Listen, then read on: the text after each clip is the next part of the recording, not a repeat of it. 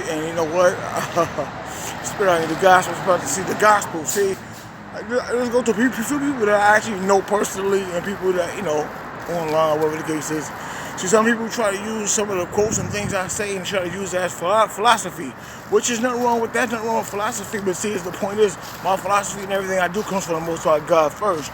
So see, the reason why the people try to use the philosophy and none don't stick with them is because they don't have the blood of Christ. So they realize how foolish they look when they try to use certain terms that I say against me, but the thing is, you have to be following Christ in order for what you say to stick into me. So you're following the philosophy that you hear and just copying a man, and you're not copying the one I went to. So I went to Christ. See, the philosophy I got, the overstanding I got, the wisdom, which is the wisdom that I have, comes from the Most High God. All that stuff doesn't come from me. So when I say it, it's coming from the heavenly kingdom. It's coming from the throne. So when you foolish one, when you're saying it, it's just coming from a carnal state of mind of you just trying to be right and just trying to get a checkmate or whatever. See, I already got the checkmate because I got it from the king upstairs, the king of heaven. That's the point. So when you're trying to use words and you're trying to use philosophy and you think you're smart, you understand? The point is, number one, you got to admit that you're an atheist or admit that you're whatever that's not following the Most High God, that's not following Hashem. You understand?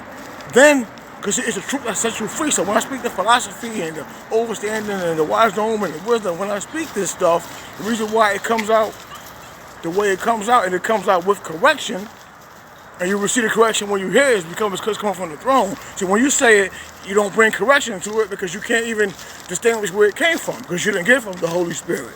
That's the point. You got it from the anti-Holy Spirit, which could be the Kundalini spirit, which should be your own spirit, which should be an atheist spirit, which should be a Buddhist spirit, maybe mixed with a Muhammad spirit, or or whatever. So the tip is, for the foolish ones that's trying to be philosophers, just remember I was also a foolish one speaking philosophy before I met the living Christ. So that's the point. So I was just like you, speaking stuff just to speak it, and it sound good and make people smile. Not only just make them smile, it heals them, because you're speaking to a man that's healed, a man that's baptized, a man that's born again, a man that follows Christ. So see, you have to follow Christ, not the many ways. Just don't listen to them that preach the nonsense. That's the point.